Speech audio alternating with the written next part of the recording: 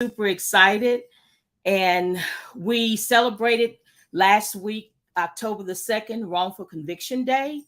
And so we want to make that, we're going to push to make that a national holiday because it's a day well deserved for us to commemorate. And I like to give a big shout out to my Canada family who's watching and whoever's watching in the US or in the United States. And I would like to thank again the committee for supporting this event, allowing me to highlight some amazing and courageous people who were wrongfully convicted. Since 1989, over 3,220 wrongful convictions have been revealed across the nation. This issue doesn't just impact those who've been wrongfully incarcerated, but their loved ones and communities as well. This wrongful conviction day commits to learning and sharing more about the issue. So we did proclaim October 2nd as Wrongful Conviction Day, but we just kind of want to take every day of this month to celebrate Wrongful Conviction Day. So with that being said, I would like to introduce our second guest. And her story begins, the women are now known as the San Antonio Four. And Anna fought for her innocence for 22 years. Anna Vasquez is the Director of Outreach and Education for the Innocence Project of Texas. Ms. Vasquez took on the role after serving nearly 13 years, 13 prison sentence for a crime that never occurred. And welcome, Miss Anna Vasquez. Woo! Hi, my dear sister. Daphne, it's really great to see you and be here to be able to speak about my wrongful convictions. And again, thank you for celebrating Wrongful Conviction Day. Absolutely. In a continuous absolutely. effort. Yes, absolutely. So let's go ahead and get started. You can kind of introduce yourself further and kind of start sharing your story. And as we go in and out, I won't be rude, but if it's something I need to ask you, I'm going to interrupt and you answer however it goes. All right. So let's go. All right. Sounds great. Again, thank you for having me. And basically back in 1994, myself and my three friends were accused of a horrendous crime, which was the aggravated sexual assault of one of my friend's nieces. Ultimately, we were charged and actually convicted and sent to prison with many years to be served. I served nearly 13 years on a 15-year prison sentence for the aggravated sexual assault of the alleged victims, Vanessa and Stephanie Limon. And as you can imagine, I never really thought that something like this could happen in anywhere, really. I always thought that, this does not happen to people that have not done anything wrong. Unfortunately, being so young when this accusation came about, I was completely naive. I didn't know my rights. I had no idea that wrongful convictions were even occurring around the US, around the world, really. But with that being said, as you can imagine, it was really difficult to serve time in prison in Texas for a crime that never even occurred.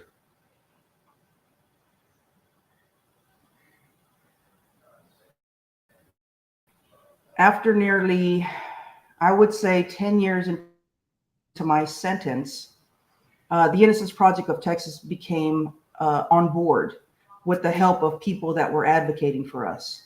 They, Mike Ware, the executive director, took a look at the case and was able to see, because he worked with wrongful convictions, and he just came across the same feeling that this wasn't right, that this was inaccurate information, it was faulty evidence, and he got involved. And he was, we were fortunate for him to take our case up. It wasn't until 2016 that we were proven by the Court of Criminal Appeals to be actually innocent. And 2017, we were compensated by the state of Texas. And it wasn't until December of 2018 where my record was expunged. So in total, from beginning accusation to record expungement, it took 24 years of my life total in fighting for my innocence.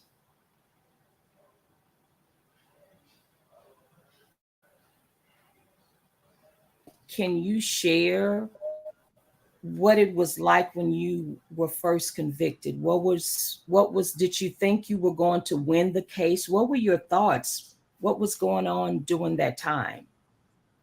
Yeah, thank you for asking that, Daphne.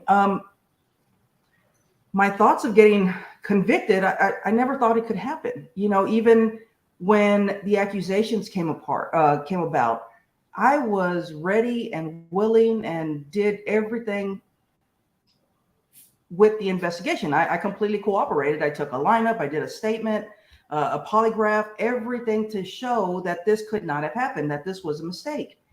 Mm-hmm.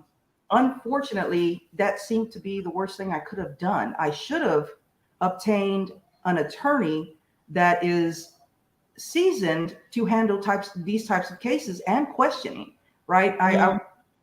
I go in there believing that, you know, as long as I'm innocent, I tell the truth, and you know, things will get worked out. That was Right. my thought process Mm-hmm. in Mm-hmm. being helpful with the investigation. And um, little did I know that that turned out to work against me by being so honest. Mm-hmm. So it was, as you can imagine, being actually convicted, I still had hope up until the time that they said guilty. I really thought that something would happen to where it was, you know, the truth came out, or, you know, the jury saw that this could not have happened. Mm-hmm. Um, but it didn't.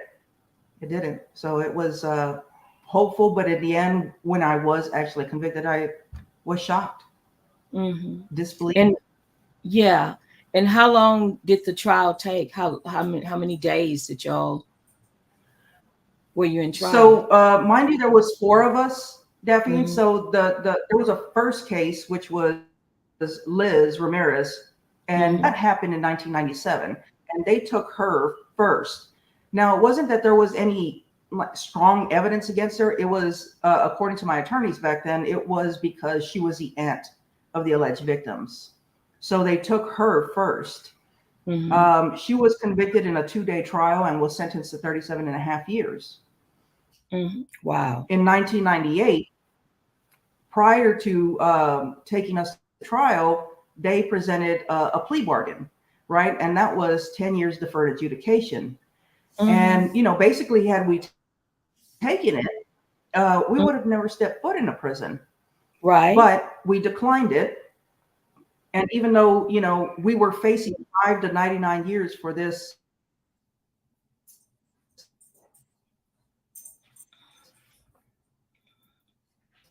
I hope we don't lose. 99 years being Mm-hmm. hopeful. And so the second trial, which I was a part of, took and we were ultimately convicted. It started Monday. It ended on Saturday morning with a guilty verdict. And that's when my conviction started. Days long. Correct, Anna? Oh, we have bad connection here. You hear me, Anna? I can now, yes. Okay, okay. We keep freezing up. We're gonna make sure this thing is gonna be right. So your trial was 5 days long. Am I correct? Because we were stopping and going back. So how many days was your trial? Yes, it started right. It was for 5 days, yeah. And on so say Friday midday, they the jury were given their instructions, and then they were sequestered that night and came back Saturday morning first thing, and they had a guilty verdict set in place for us. They had decided on guilt. Wow. Hmm. Yeah. What was your feeling, Anna, when you heard that guilty verdict? Uh, I couldn't believe it. I had so many feelings and emotions after hearing the words guilty. As Mm-hmm. you can imagine, it was just complete shock. Um, Mm-hmm. Disbelief, humiliation. There's so many things that were happening in my mind, and with my thoughts and my feelings, and then hearing the gasp from my mother, right behind Yes. me. Yes. That Yes. that just was even more painful than actually Right. hearing them say you're guilty. Yeah. Right. Right. Um, Right. Hmm. and as you mentioned before, Daphne, in your introduction, it wasn't, this isn't just about a person that is found guilty. It, Mm-hmm. it's like a domino effect. It has your family, it has your friends, it has your loved ones, it has your community.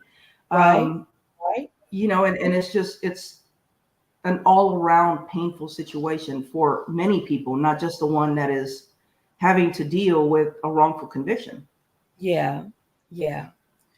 So, so had everyone else had their trial, or which number were you?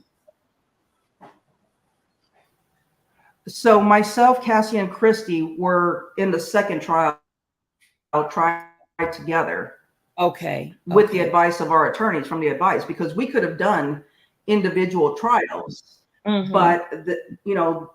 they thought that we had a better chance going in, the three of us, on this one trial.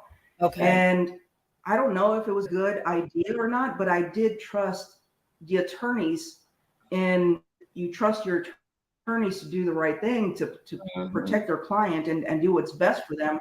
Mm-hmm. So I can't really say that it was a bad decision, but that was what they thought was the best way. And of course, being naive about the whole situation, I trusted my attorney Mm, of course. wholeheartedly, that Yes. he was going to fight for.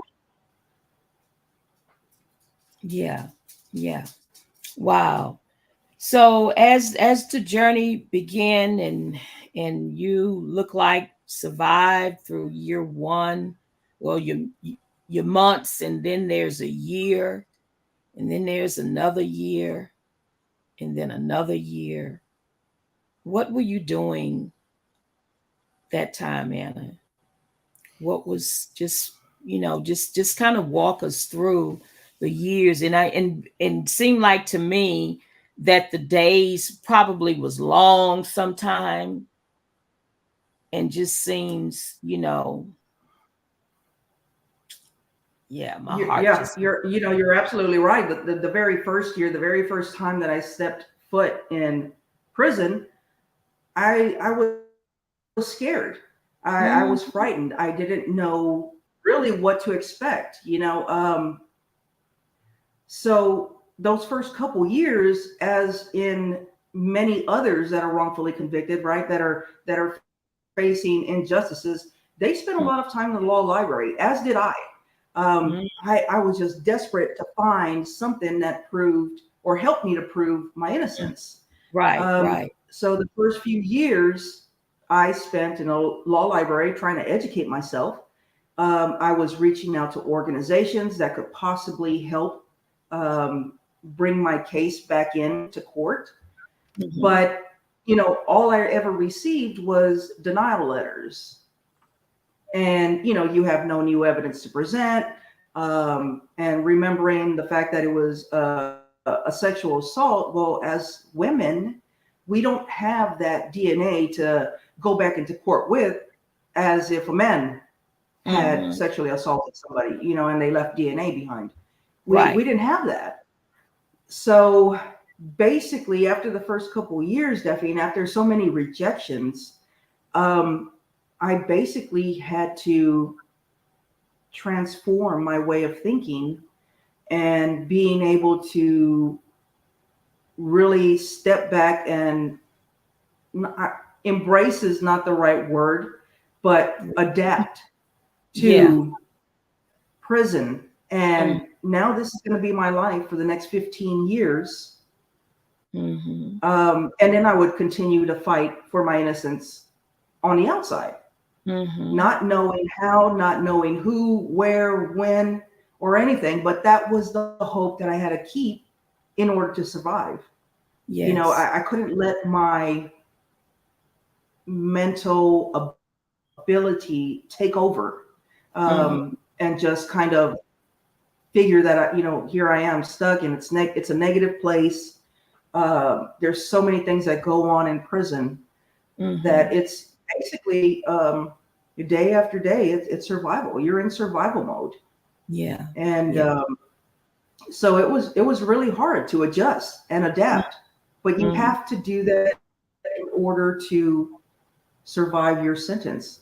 It's either gonna There's a saying that either your time is gonna do you, or you do your time, mm, and that's meaning there's a way that time can do you by being and staying in that negative area that can take hold of you.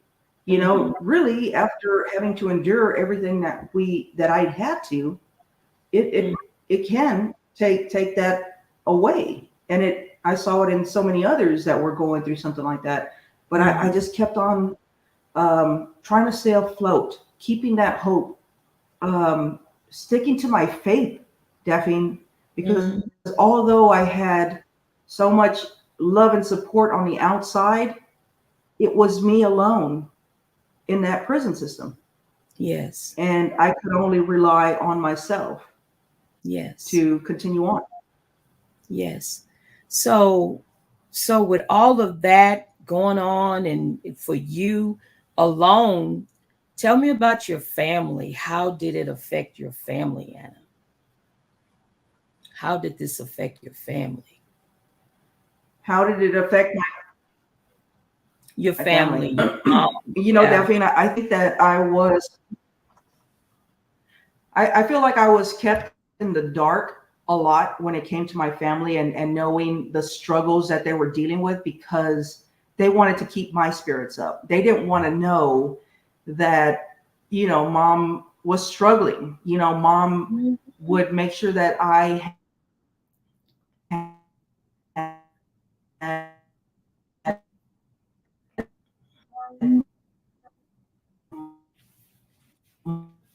money in my account, even though she didn't have it, to spare. And she would go where it comes to, like always spend the holidays with me. And that took away from my siblings by doing that.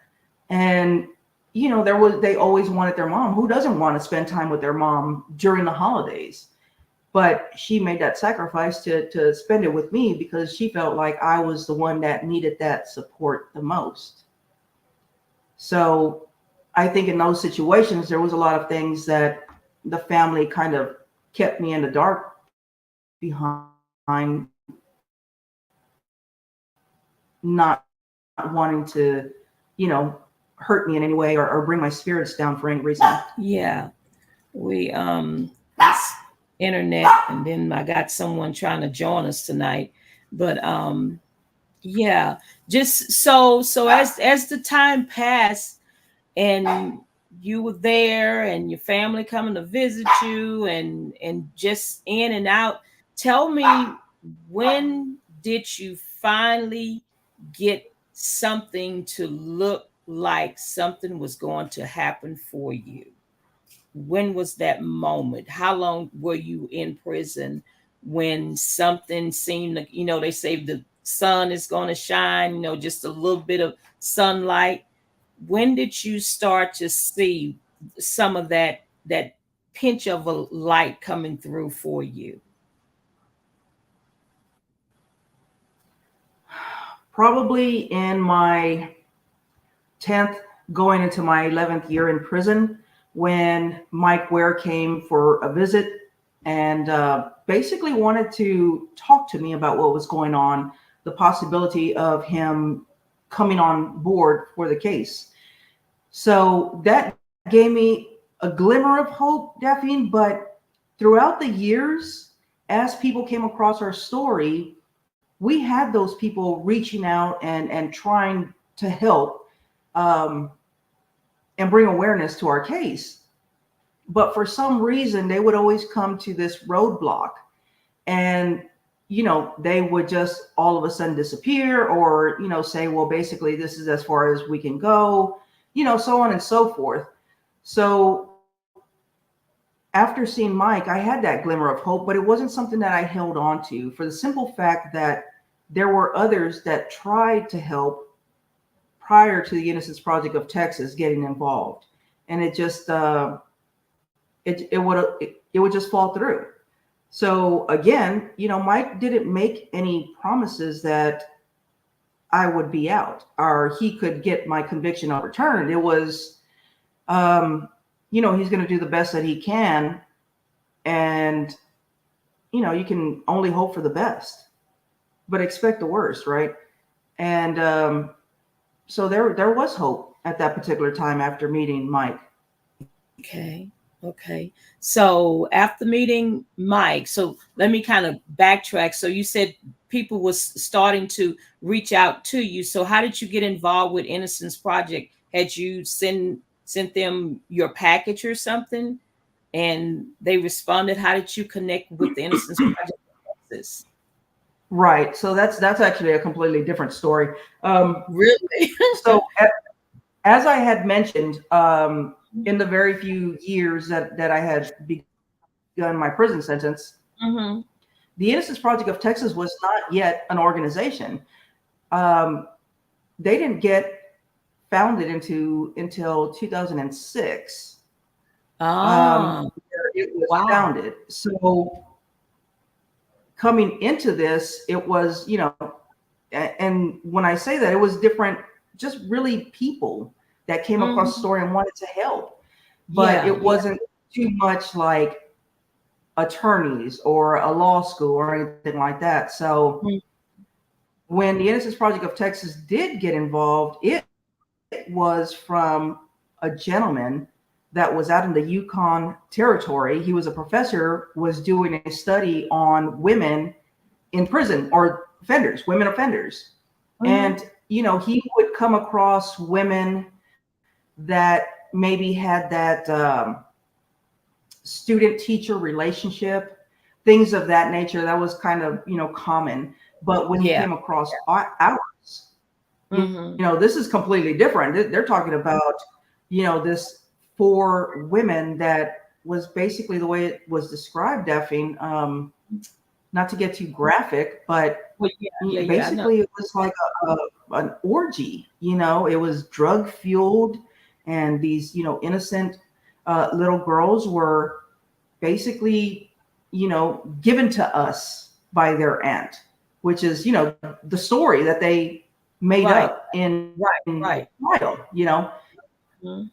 So Daryl Otto is his name, and he became involved and started to actually do the footwork to get Mhm. us seen, to get the case heard, and things of that nature. So one Right. person, led to another, Mhm. and here comes the Innocence Project of Texas, Mike Ware.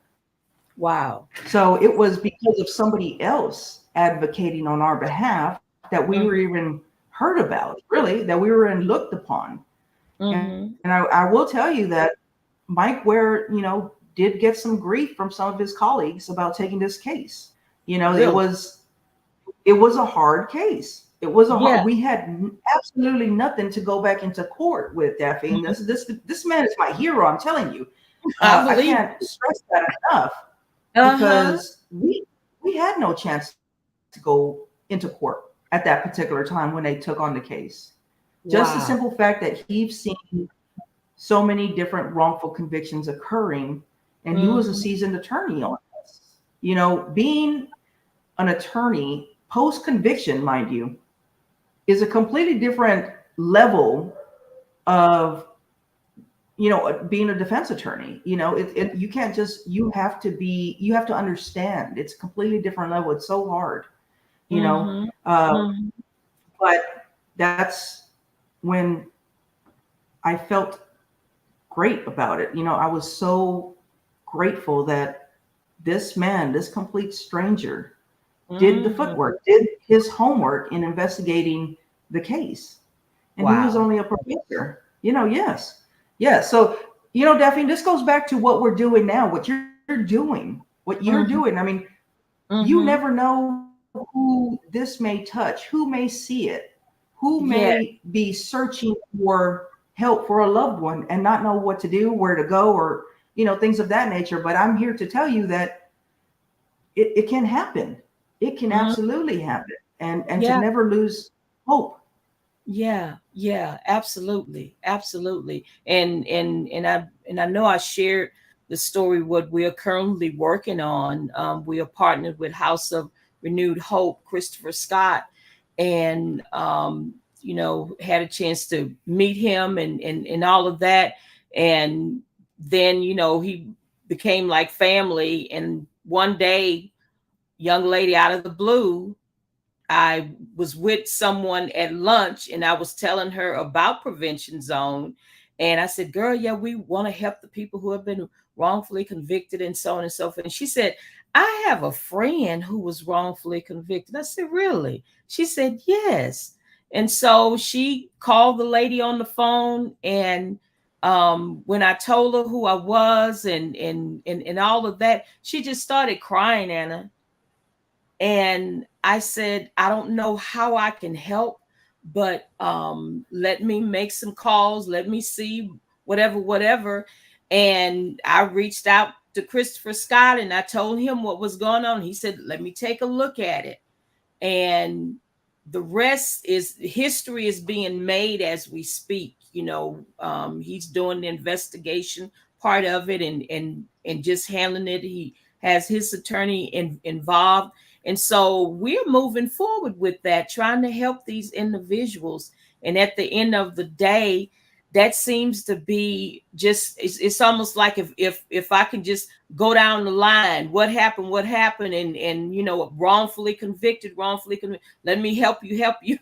Although it can't work like that, but that's that's my mission and my goal. And then to hear from that glimmer of hope, Mike Ware came into your life, and here we are now talking the history side of Yes. it's history. But as they are saying now, from pain to purpose, you now have that purpose, because all of us, we went our normal lives, minding our business and doing, trying to be a good citizen and everything, and all of a sudden, kabam, a criminal justice system hits us in our face. And when you're not used to it, you don't know what to do. But sometime, and I'm so glad that you did not take the plea deal. Your friends did not take that plea deal. You fought it to the end. And that's what I tell people. If you did not commit your crime, do not take a plea deal, even if it means that you have to go to prison. It'll still give you an opportunity to continue to fight your case. Because if you take a plea deal for something you didn't do, look what scars it leave on you. Yeah. Look what it leaves on you. And with me being a retired parole officer, I seen it. When Yeah. find people who I was like, so what did you do when you went to prison? Well, Miss Jack, it was like this. I had to take a plea deal. And I said, a plea deal? I said, but why, if you didn't commit your crime? But that was the only alternative. They sitting in the county jail 2 or 3 years, and the attorney came with the deal from the prosecutor, and bam, here they are on my caseload for something they didn't do. And so Right. you was so determined, and that light came to you. That light Right. came. But I'm gonna add something to that, Daphne, because Mm-hmm. I felt the same way for so many years, and you hear the stories, right? That people do take plea bargains or admit guilt during interrogation and whatnot, and Mm-hmm. I was always one sided, like, how can this happen? How can you do that? What were you thinking? Why? All you had to ever do was stick to your guns and say no, it didn't happen. I had to Mm-hmm. put that aside, Daphne, because just going back to what my case was, right? my sentence was, I was looking at from 5 to 99 years. When they came with a plea bargain of 10 years deferred adjudication, basically what it means is 10 years probation, as long as you don't get into any type of trouble, right? It could be successfully completed, but there's still consequences that follow that, right? Had I taken that, I still would have been a registered sex offender for the rest of my life, and the list goes on and on. But no, I did not take the plea bargain, but I cannot blame others for taking a plea bargain when there's so many different scenarios or challenges that they may be facing. For example, I met a man that took a plea bargain, and his mother was up in age. He was up in age, but his mother was up in age, and she wouldn't have had 2 or 3 more years had he not taken a plea bargain and been able to stay out those 3 years. So he felt like that was more important than fighting for his innocence, right? I need to be with my mother. I need to care for those things. So I've I can't pass judgment. You're right. It worked for me. I know I'm grateful that I, was able to do that, but I can never fault anybody for doing it because I just don't know all the circumstances that is involved in that particular situation. And Daphne, you're absolutely right. It does ruin the chances of getting back in court. It makes it that much harder. Not that it's completely zeroed out, but it does make it harder. But in that same sentence, that's something that I have no idea what went on behind the scenes and why they chose to do that. So it happens way too many times. It's happened way too many times. I've heard the stories, Daphne. So that's why I'm kind of had to change my way of thinking towards that. It might not have been right for another. So. Yeah. It's a big decision that a person have to make. Like you said, the gentleman that you know of, he had to make that decision because of his mother, and it's such a shame. It's almost like it is. What can we do? So now we got to think of ways when you get a person who take a plea, how can we help these people out? When they had no choice. And again, like you say, taking the plea is almost saying I'm guilty of it. But then again, I mean, I haven't heard of it. Maybe you have. You heard a person who might have taken a plea and tried to redo their case again. Is it such a thing? Do you know of? It depends on if there's mitigating evidence behind that. For example, like during interrogation, people were beaten, or their rights were taken away or violated. So it just depends on how far of that, in that case. But again, all the different organizations in the world, I believe that Innocence Project out of New York is the one that really has a lot of the funding that has helped people out of not out of plea deals, but have been able to find something that could bring that person back into court. But it has happened. It's happened so often that they had to start this, right? They had to start this new, develop this new thing about all these people getting plea bargains, or coerced confessions, or during interrogation they were threatened. Think about the Central Park Five. That's a case that they were interrogated, they were beaten, they were scared, they were frightened, their rights were violated, things of that nature, that they had said that they were guilty, and they were convicted, but ultimately were able to win their case years later, mind you. But there are cases out there like that. I'll be thinking of ways like, how can I help you hear the stories? And we had our event over the weekend, Catalyst for Change Community Forum, and it was amazing. We had a really good turnout, and we had a excellent panel. Matter of fact, we're now partnered with Fox 26, and I was chatting with the producer this morning, and she said that was very informative. from all Yeah. aspects. We talked about the juvenile justice, we talked about wrongful conviction and prison, parole, probation. And then our highlighted featured was talking about the Harris County Jail. And then we all focus back on mental health, because that is such a that's the real deal. You're talking wrongful conviction or any type of crime that a person might have been involved. In other words, the criminal justice system and mental health, all that go hand in hand, because you have a person who might have committed a crime. What was the root of that? Could have been some mental health going on. So all of that go hand in hand. So our event was very successful. And I keep mentioning Christopher Scott because of what we're doing. He's doing with Prevention Zone, and he shared that Mike Ware helped him out. So it's just so important. It's almost like, so what is it we can do? I'm always looking for a solution. That's what we wanted to do on this past Saturday, is finding a solution to this madness. And I always say that wrongful conviction is my baby. It's like, how can we continue to help? How can we bring the people aboard? How can we get the attorneys? And I know it comes with funding and all of that, but it's all about, and I always say, if I can't conquer the world, I'm going to try to put a dent in it.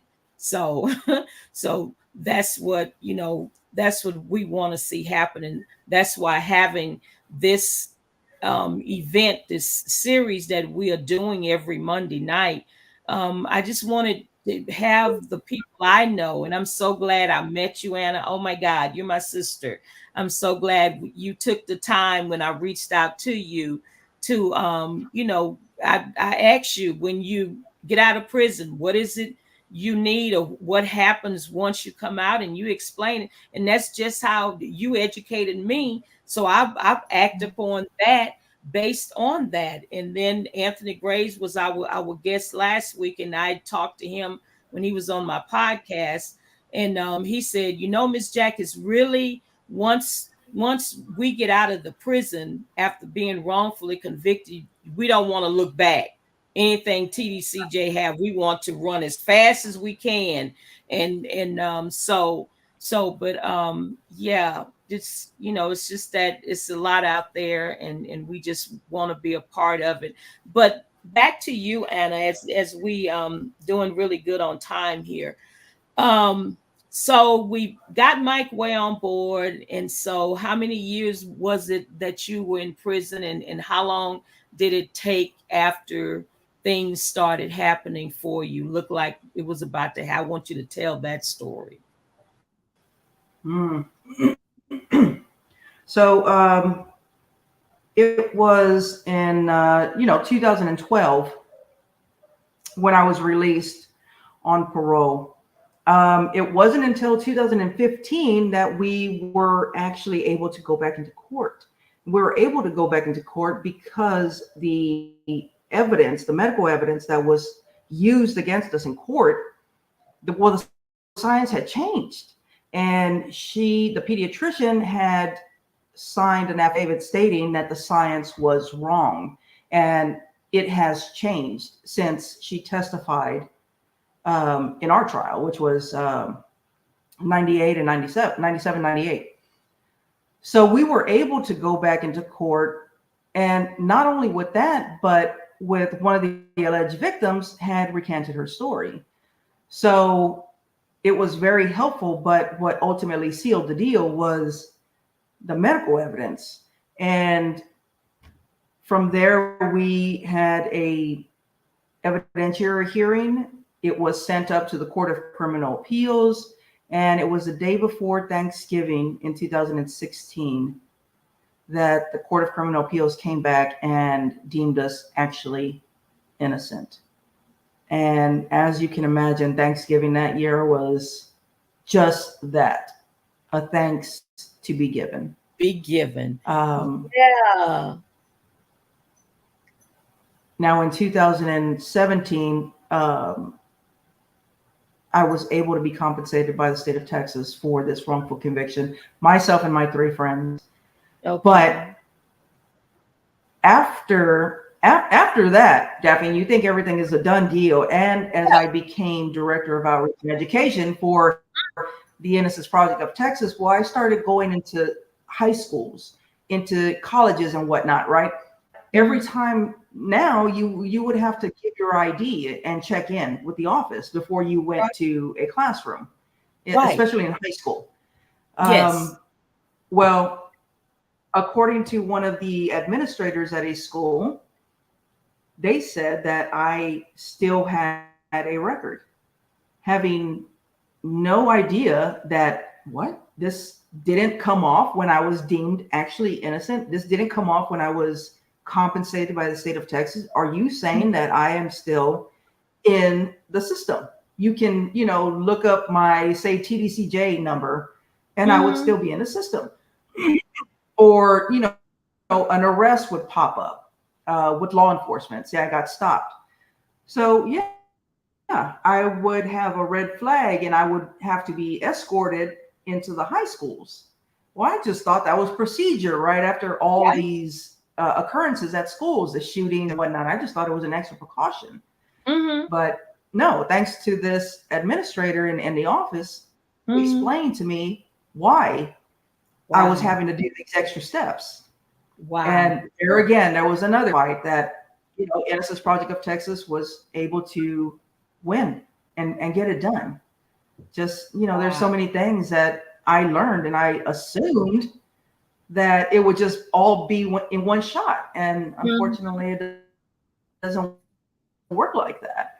Yeah. Yeah. So how I is mean, it? that's really a completely different fight, Daphne. Some people, Right. you know, Yeah. So what is the process if you know what is the process now once a person is exonerated? Are they clearing their records sooner or they are having to wait? um, I think it's being done sooner because now they're well Mm, aware that okay. it's not all hand in hand. It's not, all bundled up into, you know, finality. Hmm. So Hmm. with that being said, Yeah. it's something that we're mindful of now. Yeah. Hmm. Hmm. So that has changed. But Yeah. Daphne, this is why things happen for a reason. I mean, I know you want to go out there and set the world on fire, right? Well, you are. I don't know if you really realize that, Oh, but Anna. going back to our initial conversation, Daphne, years ago, Yeah. you're Yeah. doing just that. You know, Yeah. um, we may not be able to change the world overnight, Daphne, but we can do take little steps, and you are, Yes. and you have to believe that, and we have to embrace those victories every time there is one, whether it Yeah. small or large. Of course, we Yeah. can't just always celebrate the large victories, right? The exoneration of he's out of prison. No, well, what about the fact that we were able to go back into court? Because I'll tell you what, it's a fight for these guys. It Yeah. really is a fight. Now, sometimes it's good. Sometimes the DA and the DA's office and the organization will go in as one, and it'll be great. But there Mm, are times that I've seen um, other counties fight tooth and nail from overturning this conviction. yeah. So I have seen both ways, but Mhm. um, we just have to keep getting the word out there. But you're doing it. You're doing it. So I Thank do you. want to commend you on Thank continuing to move forward and pushing our stories out there. Yeah. It Yeah. really is amazing, especially your background as a officer. Yeah. Oh, girl, yes, I know, right? I know a little something about the system. Know a little something. So yeah, it makes a world of difference. And but so now we're here. So what is life? You finally got exonerated and got compensated. And what is life like now for you? Tell me about your mental health, Anna, if you can share just a tidbit or if you choose not to. But I know that mental health is a beast. It's a beast. It's a It beast. is. It is, Daphne. And I appreciate you bringing that up because I think that the people's perception is that when they are released from prisons or jails even, people think that everything should just go back to normal. I think that they don't really think that being incarcerated has an effect on our mental health. I mean, for one, we're in survival mode every day that we're inside.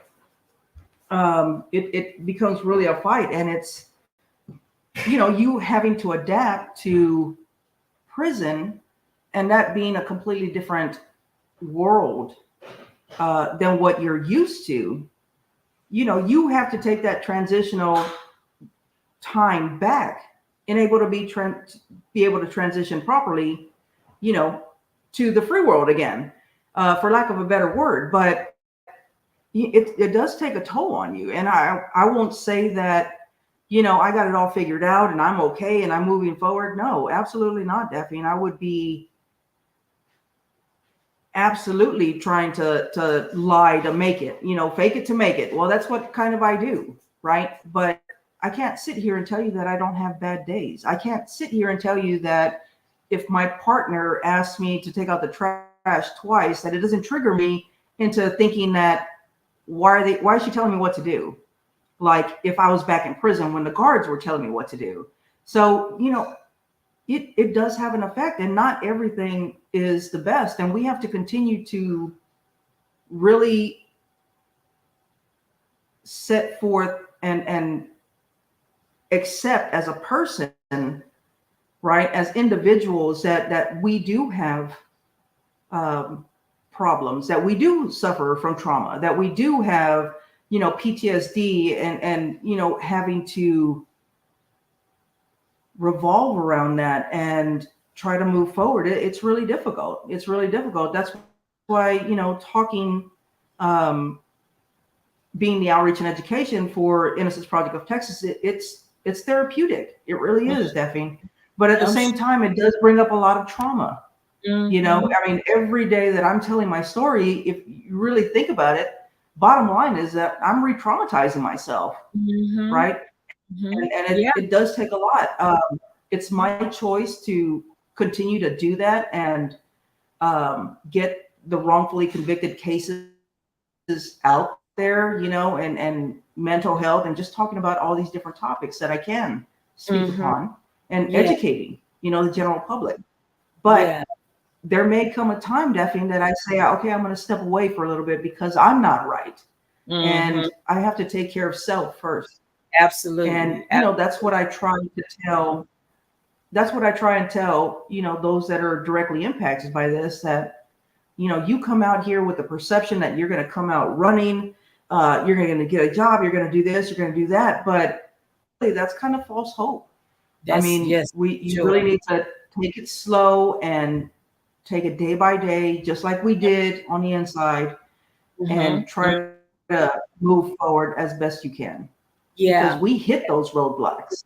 Hit those roadblocks. Okay, I'm going to go get a job. What?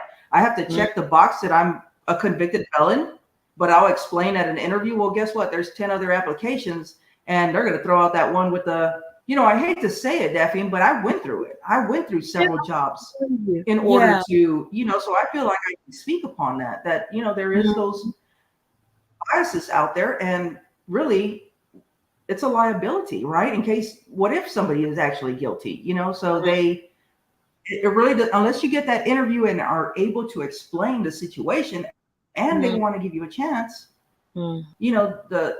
there's the stacks, against you. So, it's really hard. And I think we set ourselves up for failure, because I know I did. I really know I did.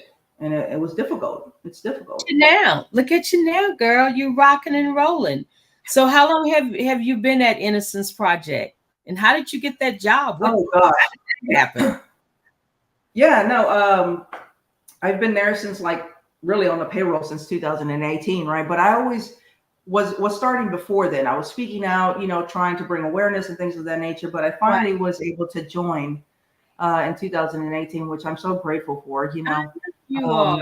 And able to be able to help others and speak out and continue to, just lend a supporting hand for somebody. I think it's really invaluable. Yeah. And I think it's very much needed. Yeah. Yeah. So we've had a good conversation and feel like we can just go on and on and on. But I know the audience, people got to get ready for the next day. We had a holiday today.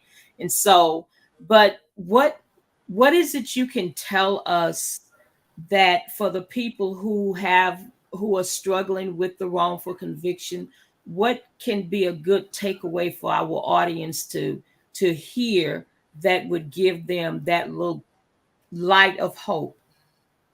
Just share something that you can make them feel like there is hope.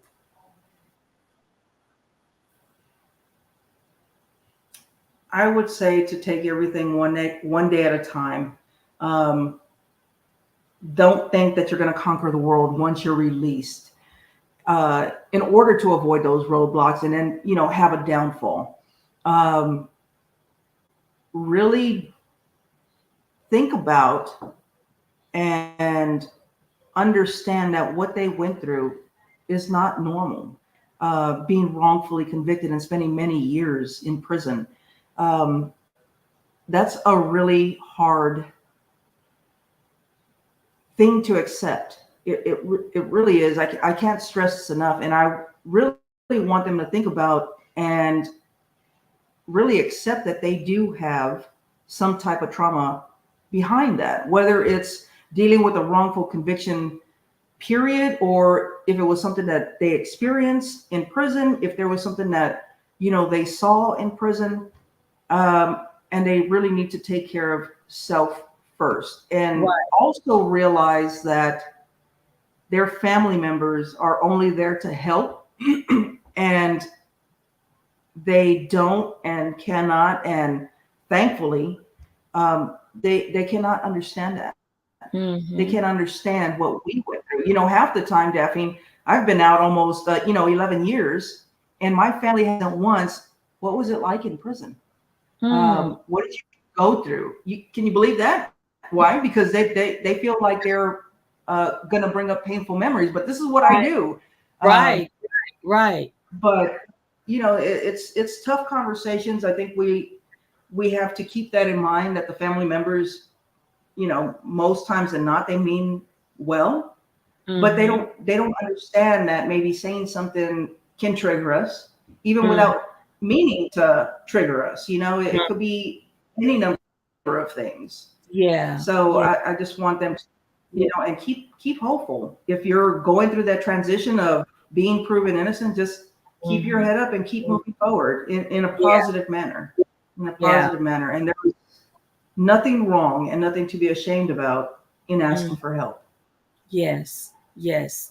Okay, Anna, I appreciate you so very much.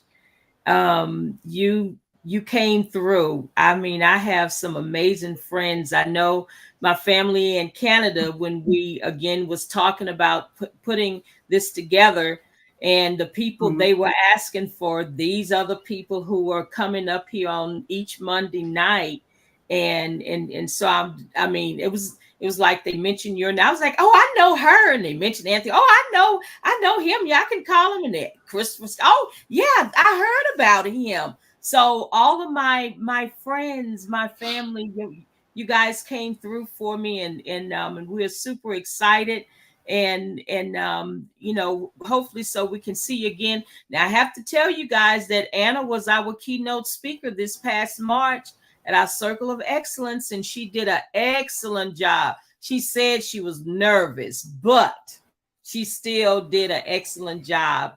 And just to share, and a lot of people were touched by your story, Anna, and I appreciate you coming through. And it's funny, Anna and I, we've been talking and had never met face to face, and we met face to face for the first time in March. And it was like, oh, my sister. It's like we've been away from each other, and now we're Yeah. home. And so I just appreciate you so Right. very much. And we're gonna have to have a conversation, because Prevention Zone is doing a little something.